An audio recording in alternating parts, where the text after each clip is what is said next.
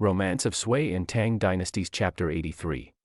Imagine for a second that the entire fate of a dynasty, I mean, millions of people, an entire empire, it all just hinges on one single random moment. It's like a butterfly effect thing, but instead of a butterfly, you've got this disgraced, maybe slightly tipsy poet who stumbles down a road and just decides, you know what? I like the look of that guy in the cage. It sounds like the beginning of a fable, doesn't it? Mm-hmm. But this is, or at least how it's dramatized, a really pivotal moment in the Tang Dynasty. Totally. It's one of those moments where you just realize history hangs by such a fragile thread. Exactly. Chapter 83 of the Sui Tang Yanyi, the romance of the Sui and Tang dynasties. And you are in for a treat with this one. We've got political backstabbing, legendary partying. Oh, yeah. And we have one of the most famous poets in human history, Liu Bai, basically pulling a get-out-of-jail-free card for a man who would go on to save the entire empire. It is a fascinating study in serendipity, which is this idea that heroes, they often face disaster before they can rise. Right. And that real talent, it requires a discriminating eye to even be seen. And who better to have that eye than Li Bai? The man is a legend. But when we pick up the story here in Chapter 83, things are not going so well for him at the capital, are they? No, they certainly aren't. At this point in the story, the walls are really closing in on him. He's incredibly talented, obviously, that the emperor loves his poetry. Sure. But the court is just a very dangerous place. Li Bai has been slandered by the powerful eunuch Gao Lishi. Which is never good. I mean, you do not want the head eunuch as your enemy. That's pretty much game over in the imperial court. Precisely. Uh-huh. And because of Gao Lishi's whispers, the emperor's favorite consort, Yang Guifei, has turned against Li Bai. And once she's unhappy, well, the emperor just stops calling Li Bai to the inner court. He's being completely frozen out. So, okay, you're the most famous poet in the land. The power brokers hate you. The emperor's ghosting you. How does Li Bai handle the stress? Does he, try to network his way out of it? He does what Li Bai is famous for. He drinks. He really leans into it. The source describes this amazing group he hangs out with, the 8 immortals of the wine cup. And honestly, this sounds like the most chaotic, fun group of people ever. Well, it's a very specific reaction to political danger. The text says he does this sort of self-pollution. Self-pollution. Yeah, drinking to excess, partly to avoid suspicion. If you just look like a harmless drunk, maybe the political sharks will, ignore you. But the company he keeps is, well, it's colorful. Colorful is putting it so mildly. We have to run through this squad because the descriptions are just gold. You've got Hizi Zhang, but then there's the Prince of Riang. The text says he literally drools when he sees a wine cart. A member of the royal family, no less. It just shows the decadence, but also this rejection of the stiff court protocols. Right. And then you have Li Shizi. The source says he drinks like a long whale sucking in 100 rivers. That's a terrifying amount of liquid. It is. It's hyperbole to show his immense capacity, his disregard for any kind of moderation. And it's not just about volume, it's about what they do. You've got Su Jin, who's supposed to be this devout Buddhist vegetarian. Supposed to be. But the text says once he's drunk, he breaks his fasts. He just forgets all about the Buddha. It really highlights the absurdity of it all. You have these high-ranking officials acting completely against type. My favorite, though, has to be Zhang Zhu. He's the calligrapher. The source says he gets 3 cups in him, and bam, he's the sage of grass script. It's a scene of total liberation. He takes his hat off, which was a huge no-no, bearing his head in front of princes, just waving his brush around. In that court, removing your official cap was it was a massive breach of etiquette. But because he's a wine immortal, he gets away with it. So this is Li Bai's life. He's in the capital, ignored, getting hammered with whales and drooling princes. But this lifestyle, it leads to a really dangerous encounter. It does. One day, Li Bai is drunk, of course, and he bumps into Lushan at the court gate. Lushan, the big villain of the story. The future rebel, yes. And in this scene, Lushan sees Li Bai is intoxicated, and he mocks him, treats him with disrespect. Oh, bad move. But Li Bai, he's fueled by what you might call wine courage, and he doesn't back down. He insults Lushan right back. I love that. He might be down, but he's not out. He's standing there, probably swaying a bit, telling off the scariest general in the empire. But look at the dynamic. Lushan is furious, but he holds back. Why? Because deep down, Li Bai is still someone the emperor values. Oh, So Lushan swallows his anger, but Li Bai realizes something crucial in that moment. He sees Lushan and the corrupt ministers Yang Gusong and Li Linfu so corrupt as these villains surrounding the emperor, and he realizes the emperor is bewitched by them. He knows if he stays, he's a sitting duck. So he decides to quit. He's like, you can't fire me, I quit. He writes a resignation letter. And this is where we see just how much the emperor actually still likes him. He tries to convince him to stay. But he doesn't. No, Li Bai's mind is made up. So the emperor, instead of punishing him, gives him what you called the ultimate severance package. This is the golden ticket moment. I was reading this and my jaw just dropped. The emperor knows Li Bai loves wine, so he writes the specific edict. He names him a leisurely wandering scholar. Which is a fascinating title. It places him outside the normal bureaucracy. He's not an official anymore, so he doesn't have to follow the rules, but he still has this honorary status. But the perks, the edict says, and I'm paraphrasing here, wherever he goes, government officials have to give him money for alcohol and treat him with respect. It's an extraordinary privilege. Free drinks and VIP treatment on the government's dime, anywhere in the empire. But there's a second part to that edict that's even more important for our story. The emperor also gives him the right to submit reports directly. The direct hotline. Right. So free wine, a direct line to the emperor. He keeps his access, loses the responsibility. It's the dream. It really is. So Li Bai packs up, and the departure scene is very telling. His friends, the immortals, they see him off for 100 miles. But the villains, Yang Luzong, Gao Lishi, and Lushan the Source, says they harbored hatred and did not send him off. It draws this really clear line, doesn't it, between the honorable men who value talent and the petty officials who only care about power. So Li Bai hits the road. He's traveling, enjoying the scenery, presumably flashing his golden ticket at every magistrate to get his bar tab covered. He's living the life. But this brings us to the core event of the chapter. He arrives in a place called Bingzu. And he's staying at a government guest house, probably in the best suite, when he sees something out on the street. It's a group of soldiers with a prisoner wagon. And this isn't just any prisoner. The description the narrator gives through Li Bai's eyes, it's incredibly specific. It's so intense. The text says his head is like a round measure, his face a square basin. Which, in Chinese physiognomy, suggests stability and authority. A square face implies reliability, command. And his eyes are flashing like lightning, and he's huge. The source says if he stood up, he'd be over 10 feet tall. A literal giant. So Li Bai takes one look at this guy in the cage, messy hair, in chains, and he just stops the wagon. He doesn't see a criminal. He sees. What does he see? He sees potential. He sees destiny. The text says Li Bai thinks, this person has such an appearance, he must be a hero.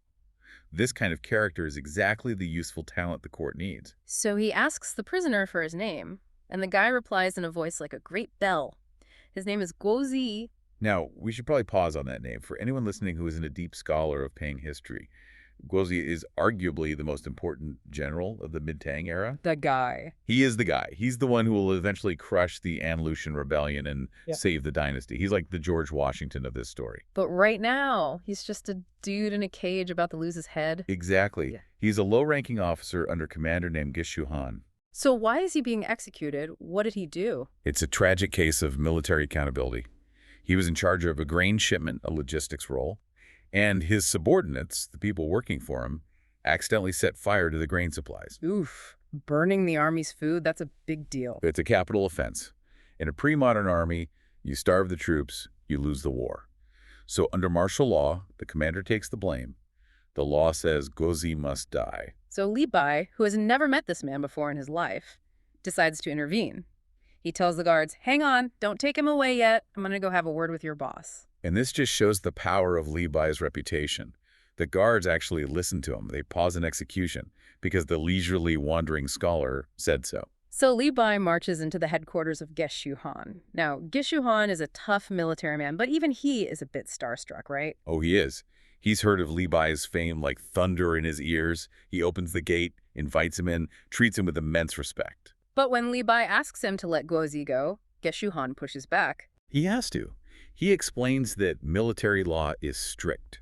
He says, I really want to listen to you, but burning grain is a major crime. I can't just release him. It's a standoff, the strict military commander versus the free-spirited poet. But Li Bai has that ace up his sleeve. The golden ticket, the direct hotline. Exactly. Li Bai says, fine, don't you break the law, just delay the execution. I have an edict allowing me to petition the emperor directly. I'll write to him. I'll take full responsibility. And Gishu Han agrees. He's relieved. He says, if you do that, then both kindness and law are satisfied. So he puts Guozi back in jail to wait for the verdict. So Li Bai sits down and writes this petition, and this is where he has to sell it. He can't just say, let him go. How does he argue the case? He focuses on the waste of talent. He argues the fire was a mistake by servants, not malice from Guozi. But more importantly, he emphasizes Guo's heroic talent and strategic value.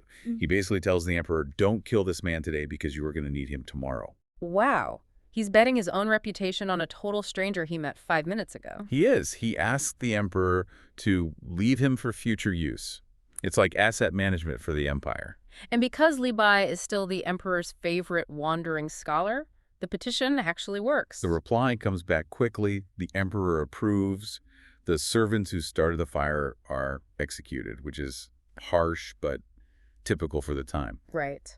But Guozi is pardoned. He's allowed to redeem himself through future service. And just like that, the future savior of the Tang dynasty is pulled out of the execution line. Or because a drunk poet got kicked out of the capital and decided to go sightseeing in Bingzhou. It's incredible. The source material has a poem that just sums it all up. It says, heroes often face disaster, but are saved by those with eyes to see. That discriminating eye, that's the key. It's so ironic, though. If the villains back in the capital and Lushan Lishi, if they hadn't slandered Li Bai and forced him to leave, he never would have been on that road. He never would have seen the wagon. Guozi would have been executed, and the history of China could have been completely different. It's the paradox of the villain, isn't it? By trying to destroy Li Bai, the corrupt officials inadvertently set in motion the very events that would save the empire from their own future screw-ups. They sent the savior's savior to the right place at the right time. The savior's savior. I like that. Li Bai didn't lead the armies, but he saved the man who did. And that reflects the source's view on the gentleman, the Junzi. Yeah. Li Bai acts not for personal gain, he gets nothing from this, but for the good of the state. He sees value that others who are blinded by rigid laws or just jealousy, they just miss it. It's a beautiful contrast. The villains are blinded by greed, the generals blinded by the letter of the law. But the poet sees the truth. The poet sees the human being inside the cage. Okay, let's shift scenes. I want to kick things off with a rhyme. It's a folk rhyme from the period we're looking at, and it's not exactly Twinkle, Twinkle, Little Star. No, it's pretty chilling, actually. It signals this massive psychological shift across the entire empire. Right. It goes, don't be happy about giving birth to a boy. Don't be sad about a girl. Which, if you know anything about, well, any traditional patriarchal society, but especially dynastic China, that's completely backwards. The whole system is built on sons. They carry on the family name. They get the land. They were your retirement plan. But this rhyme, it tells you the world has been turned upside down.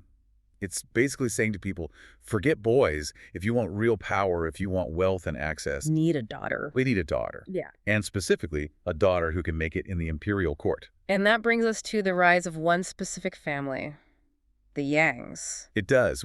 And look, if you think you've seen dysfunction in modern politics or, I don't know, extravagance on reality TV, You haven't seen the court of Emperor Xuanzong. not even close. It is a wild ride. On one hand, you have a prime minister who's basically running a political murder factory through the legal system. And on the other, you have the emperor's in-laws treating the national treasury like it's their personal ATM. It's like Game of Thrones meets the Real Housewives, but the stakes are the actual collapse of the Tang dynasty. Okay, so let's set the scene. We're in the capital, Chang'an. It's supposed to be this golden age, right? Art, poetry, the Silk Road. It is. But if you're inside the court, it doesn't feel golden. The word that comes to mind is claustrophobic. Yes, there's this thick paranoia hanging over everything, and it's all coming from one man, The prime minister, Li Linfu. our architect of fear. He's such a fascinating villain because he's not some big general. He's a bureaucrat. The histories say he had honey in his mouth, but a sword in his belly. The kind of guy who smiles at you while he's signing your death warrant. Exactly. And in this chapter, he is on an absolute war path. But the question is, why? He's the prime minister. The emperor trusts him. He seems untouchable. So what's he so afraid of? The future. Years ago, Li Linfu backed the wrong horse in the succession race. He put his chips on a guy named Prince Shou. But the emperor chose Prince Zong instead. And now Prince Zong is the crown prince. He's the heir. And Li Linfu knows the second the old emperor dies, He's a dead man. it's pure political survival. He looks at the crown prince and he sees his own executioner. So he decides he has to strike first. Yeah. He has to destroy the crown prince before he can inherit the throne. That's incredibly bold. I mean, you're targeting the future emperor. You can't just, stab him in a hallway. No, it's too messy. Li Linfu is smarter than that. He works through the law, or rather he weaponizes it. He has this network of cronies the text calls his hawks and dogs. Hawks and dogs. I love that. It's so visceral. It is.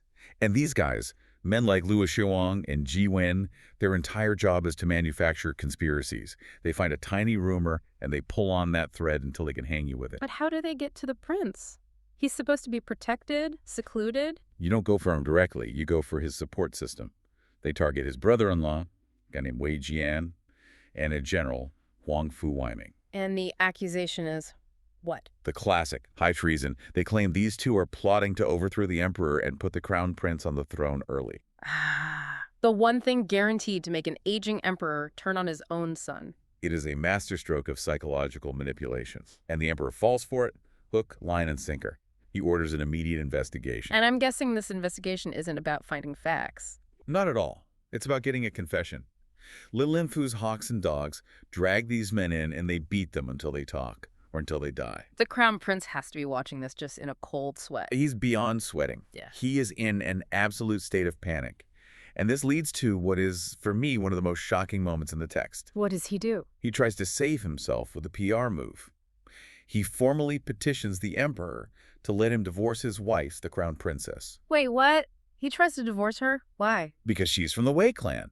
She's Wei Jian's sister.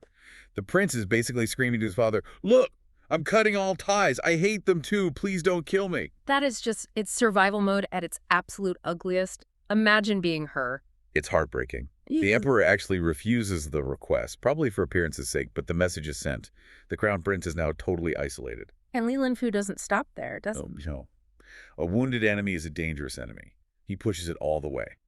Wei Jian and General Huang Fu are forced to commit suicide. The board is clear. The heir to the throne has no one left to protect him. It's so suffocating. Reading this, you just keep waiting for someone, anyone, to stand up and to say, this is insane. You want a hero to walk in. Exactly. And surprisingly, one does. We get the story of General Geishu Han. Yes. This part felt like a scene out of an old Western.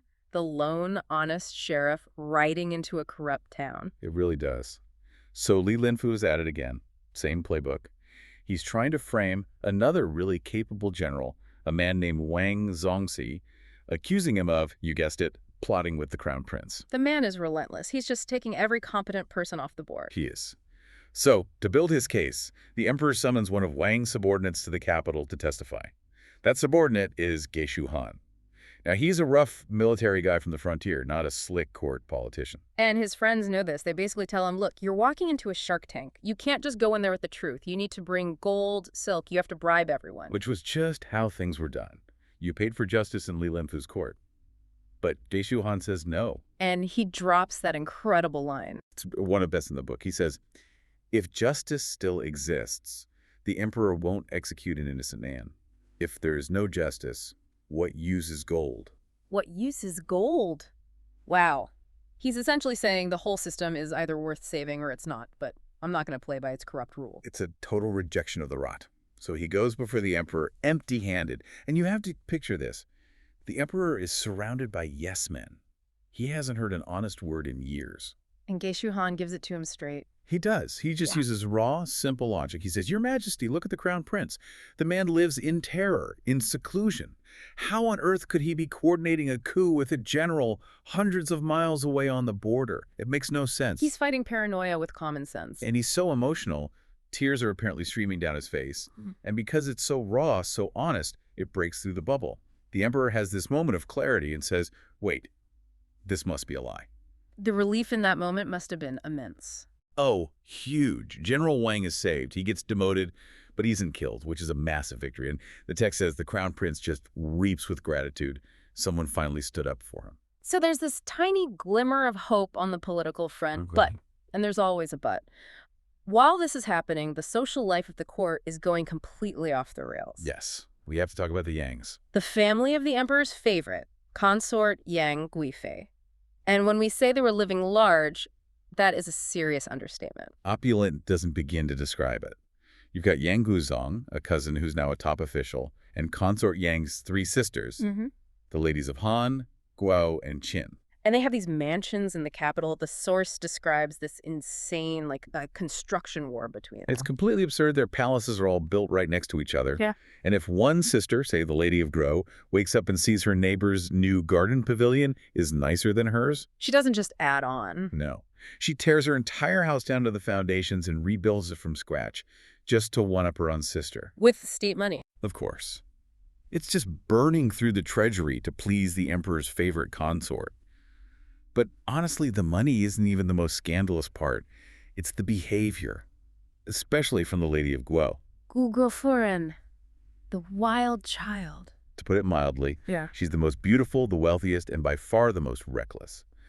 And the big scandal, the thing everyone was whispering about, was her relationship with her cousin, Yang Guzong. Now, they're cousins, but this isn't a family picnic kind of relationship. Oh, no. The text is very clear they're having an open affair.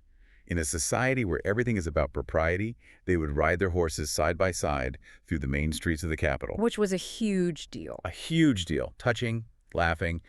People on the street would literally look away because it was so shameless. Yeah. But they didn't care. It was a power move. It said, we are above the rules. All of them. A show of total impunity.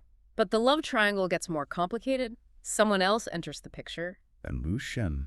The man who will eventually burn it all down. At this point, though, he's just a powerful general trying to get in with the cool kids. He's climbing the social ladder. And he starts hanging around the Yangs. And apparently he gets a little too friendly with the Lady of Guo. Right. So we have this messy situation. Yang Guzong, Lady Guo, and Lushan. And the whole thing comes to a head over a piece of jewelry. The Jade Lian one. Yeah. A linked jade ring. It's priceless, intricate, and it was Lady Guo's absolute favorite thing. And she gives it to Lushan as a gift. A very, very intimate gift. And Lushan, who is not a subtle man, decides to wear it. He ties it to his belt. That's a rookie mistake. You do not wear the secret love token out in public. A massive mistake. So they're at a banquet, everyone's drunk, the wine is flowing, and Lushan gets up to change his robes. And who happens to see the jade ring on his belt? Yang Guzong. Yang Guzong. And he recognizes it instantly. That's her ring. And it all clicks into place. Now, his reaction isn't about state security or the honor of the family. Not even close. It is pure, petty, romantic jealousy. He is furious. Not because Lushan is a threat to the dynasty, but because Lushan is sleeping with his mistress. And this personal problem immediately spills over into national politics. This is the moment. This is where the soap opera becomes a national security crisis. Yang Guzong decides he has to destroy Lushan, and he starts threatening him, hinting that he knows other secrets. Darker secrets. Much darker. Yeah. Rumors were already swirling that if Lushan was getting cozy with the Lady of Guo, he might also be getting a little too inappropriate with the emperor's #1 favorite. Consort Yang Guizfei herself. Yes, the emperor's woman. It's a nuclear threat. Yang Guizong is basically saying, cross me, and I will plant that seed of doubt in the emperor's mind. And that terrifies Lushan. It terrifies Yang Guizfei. Because if the emperor believes it, Lushan is a dead man. So let's just step back and look at the whole chessboard. You've got the prime minister, Li Linfu, purging the best generals out of paranoia for his job. Right. And you have the next most powerful official, Yang Guzong, trying to destroy the most powerful border general over a love triangle and a jade ring. Exactly. The government is no longer being run for the good of the state. It's being run to service the egos, fears, and jealousies of a handful of people at the top. It's a dynasty rotting from the inside out. We learn about the Lushan rebellion as this big military event, but the moral collapse that came first. That's the key takeaway. The foundation was being chipped away, scandal by scandal. So when the real crisis hits, there's no one competent left to deal with it. They've all been purged or alienated. The scene shifts abruptly. The source is very specific. It's late spring. So, the weather is warm, things are in bloom. Sounds nice. It is, and that's the problem. The mood in the palace is relaxed, way too relaxed. The emperor is just chilling, he's trusting, and he has absolutely no idea that he's sitting right next to a ticking time bomb. Okay, let's talk about that time bomb in Lushan. The source gives us a pretty vivid picture of him, right? Sitting there next to the emperor. Oh, yeah. And let's just say the man is large. The text specifically says his stomach is so big it hangs down past his knees. That's his knees. I can't even picture that. It's a statement. And the emperor, being in this playful mood, he decides to make a joke. He points at the belly and asks, "This belly is as big as a clay jar. What on earth is hidden inside it?" Okay, so just some casual banter. Exactly. It shows how comfortable they were.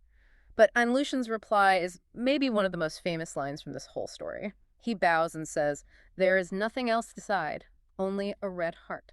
A red heart, meaning a loyal heart. Precisely. It's the ultimate symbol of loyalty. He's saying, "I am filled with nothing but pure devotion to you." And the emperor, he just loves it. The text says he was delighted. Right. There's always a but. There's a huge but. This is where the narrator of the story just steps in and basically breaks the fourth wall. Right, and sort of wags a finger at the reader. Totally. The narrator says humans hide their hearts and they cannot be measured, and then goes on to say that while Lushan claims to have a red heart, his real heart is black as ink, thievish, and wolf-like. Wow, wolf-like. That's not subtle. No, and it creates this incredible dramatic irony. We, the raiders, know he's a monster, but the emperor is just sitting there, completely charmed. The source even calls the emperor's heart foolish for falling for it. That foolishness, that willingness to be flattered, it really sets the stage for the next scene, doesn't it? It does, and this is where things get much more intimate and much more dangerous. We're moving from the throne room to, what, the bathhouse? Basically. Lady Yang Kuai-fei, has just finished bathing in something called orchid soup. It's all very luxurious. And the emperor is waiting for her. He is, and the description is so poetic. She's shining like jade, wearing lazy makeup. I love that detailed lazy makeup. Yeah. Like, she's so stunning she doesn't even have to try. Exactly. And she's in these light, loose clothes to catch the breeze, and the emperor is just entranced. He tells the maids to leave her alone, that she looks like a lotus flower rising from the water. He is completely smitten. Yeah. But this is where it gets awkward. Very. He gives her some of this foreign, exotic, fragrant dew, like a fancy perfume or lotion, and he sits there and watches her apply it. It's just a very private moment. It's voyeuristic, Yeah. and while she's putting it on, her sleeve slips back and it reveals her chest. A wardrobe malfunction. Okay. And the emperor, what does he do? He recites a line of poetry. He says her skin is soft and warm, just like chicken head meat. Okay, hold on. Chicken head meat, that does not sound romantic at all. I know, it really doesn't translate well. He's not talking about a chicken head. He's referring to an aquatic plant, the foxnut. The seed inside is white and has this very delicate, soft texture. Ah, okay, so it's like saying her skin is as soft as a peeled grape or something. Exactly. It's a compliment about the texture, a very sensory observation. That makes more sense. But then on Lushan, who's been sitting there this whole time. He decides to join in. And this is the moment the heir just leaves the room. What does he say? He completes the couplet. He chimes in with smooth and greasy like border butter. Smooth and greasy. Not great, but he's comparing her skin to, cheese or butter from his homeland. But the implication, that's the real problem. It's a catastrophe. The maids turn pale. Lady Yang is terrified because you have to ask yourself, how would he know her skin feels like butter? Exactly. The emperor said it looks soft, like the plant. And Lushan's comment implies he's touched her. He has tactile knowledge. Yes. The source is explicit. It says, if he hadn't touched it with his own hands, how would he know it was slippery like butter? You feel slippery, you don't see it. So everyone freaks out. Mm-hmm. Lady Yang thinks the game is up. This is treason. It is. This is a death sentence. And what does the emperor do? He laughs. He laughs it off. He just points at Lushan and says something like, it's funny that a barbarian boy also knows about butter. So he just chalks it up to a cultural quirk. Oh, that's just... On Lushan, the foreigner, making weird cheese metaphors again. It's an incredible deflection, but the source suggests he got careless because he and Lady Yang had, private jokes. He was so used to being intimate with her in private, he just forgot himself in public. He got too comfortable. And after this close call, Lady Yang gets very worried. She realizes he's a liability. She starts warning him, right? You need to be careful. My cousin is watching you. And that brings us to the political chess game happening in the background. Right, because while the emperor is laughing about butter, there are sharks circling. Namely, Yang Gusong and the prime minister, Li Linfu. Let's break them down. Yang Guzong is Lady Yang's cousin and a major politician. And he sees An Lushan as a huge threat. He wants him gone. He's actively looking for a way to get him out of the capital. Okay, so he's the rival. Mm. Then there's Li Linfu, the prime minister. What's his motivation? His motivation is, well, it's pure, corrupt self-preservation. He pushes through this very specific policy. He petitions the emperor, arguing that border commanders should only be foreigners or fanren. And his official reason? The stated reason is that scholars, the usual officials, are cowards, and that foreigners are natural-born warriors better suited for the job. But what's the real reason? Job security. In the Tang system, a scholar official could go win a big military victory, come back to the capital, and become the next prime minister. So Li Linfu wants to slam that door shut. He wants to break that career path. He knows a foreign general would never be considered for his job. It's sabotage, really.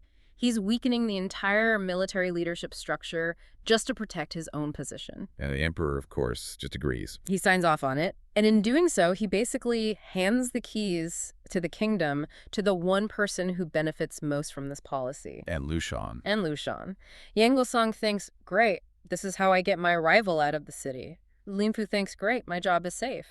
And An Lushan gets everything he ever wanted. And it's not just some minor post, is it? He gets a massive promotion. Massive. He is made the military commissioner, the Jidushi, of 3 entire regions. Pinglu, Fanyang, and Hedong. It's basically the entire northeastern defensive line of the empire. Plus, he's made a prince. The Prince of Dongping. It is a staggering amount of power to put in the hands of one man, especially a man we've been told has a wolf-like heart. So he gets the promotion and has to leave the capital. And the source gives us these 2 farewell scenes that are just polar opposites. Yeah, they are. First, you have the private goodbye with Yang Guifei. It's surprisingly tender. She pulls him aside, holds his hand. And she basically tells him, look, my cousin is jealous. It's too dangerous for you here. Go build up your power on the border, and I'll protect you from in here. She's his ally, his spy inside the palace. It solidifies their bond. But then you see how he deals with the 2 ministers.